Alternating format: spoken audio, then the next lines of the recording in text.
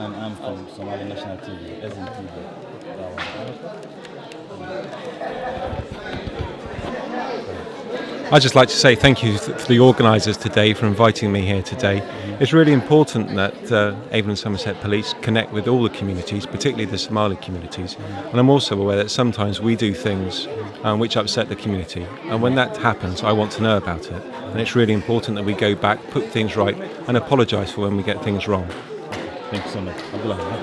Okay, waxaan ku dar lahaa Soomaaliya booliska la shaqeeya waxaan ku dar lahaa waxyaalaha badan ee maanta shaqadan qabana dariiqan steps road ku qabano iyo Bristol guud ahaanba waxa weeyaan shaqo badan ma sameynaa wanaagsan laakiin mar waxa jirta ashxaas in sidii la rabay amba ashaxa mar shicibku ay si kale u qaataan markaas waxaan si degdeg ah isku dayayaan lama helo in sargaal isaga levelkiisa jooga oo soo dhaadhaco wadada uu yimaado uu waliba uu ka bixiyo apology ka bixiyo ma dhacdo adduunka wax la helo ma aha moogtahay marka waxa weeyaan waa arrin ku dayasho leh moogtahay marka shaqada wanaagsanana way qabanayaan waxa la wixii khaladaad dhacana si degdeg ah loo saxaya insha Allah ta'ala